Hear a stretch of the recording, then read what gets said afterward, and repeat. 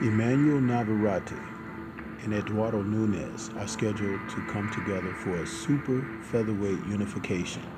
Two of the sport's best competing this Saturday, February 28th. Let's talk about the fight that'll take place and who has the advantages over disadvantages. It's gonna be a banger.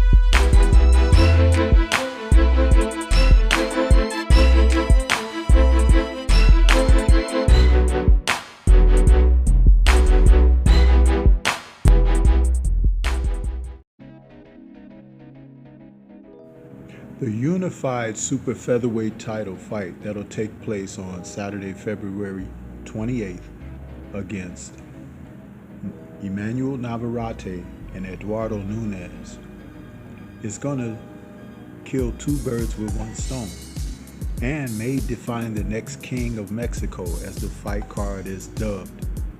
The one thing about these two men as they come together is that they're the two of the division's best, facing one another for a unification.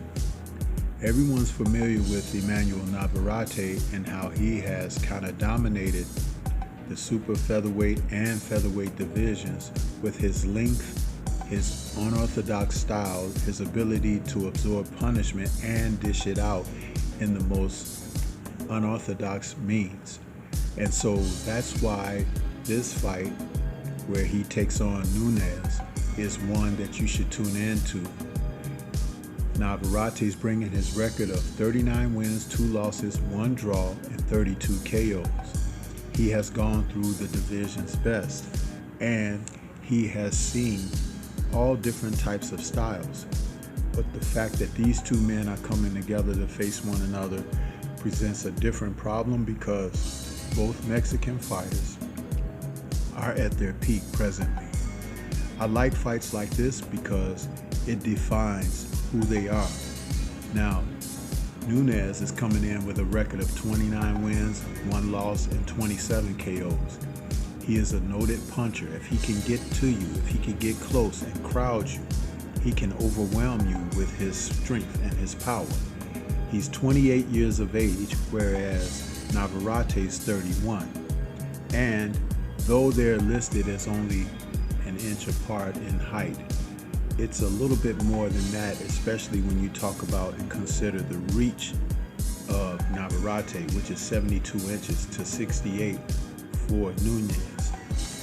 The unorthodoxness of Navarette is something that saves him a great deal of the time. He can throw punches from various angles, and when you try to strike back, he's usually not within range because he's using that length. When we talk about for the likes of Nunez, his attributes are his hand speed and the punching power that he brings to the ring. He's a fighter that will throw combinations once that first punch can land solidly. He likes to follow up in volume, and that's the best way to do it. It's old school. You don't see a lot of fighters of today trying to get rid of guys through combinations. They look to score the one single big shot. Now, when you talk about the vulnerabilities of these fighters, Navarette is a fighter that's easy to hit. It's just about timing, and it's about accuracy and punching pinpoint. But a lot of times his hands are low. He doesn't bring them back after he punches, and there will be opportunities for a good acute counter.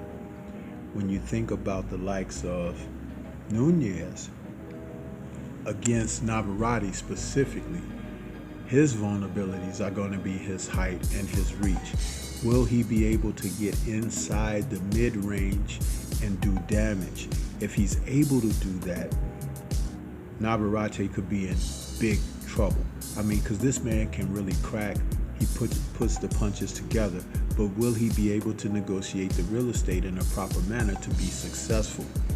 All in all, I could see Eduardo Nunez pulling this fight out, especially with the punching power and the fact that we have seen Navarette on the canvas before by a lesser fighter.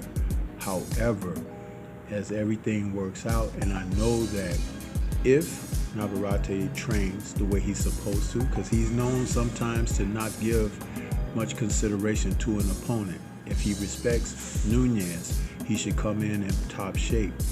And I think that he could box his way to victory because of his height, his reach, and the fact that he is so unorthodox.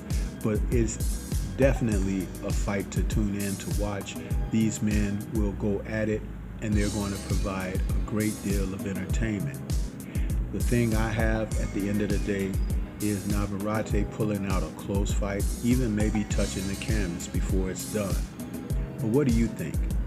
This is Stormy B-Man. Shout out to the mighty LDBC and Liberated Perspective, a third eye view of the world. For more content such as this, please like, comment, subscribe, and share.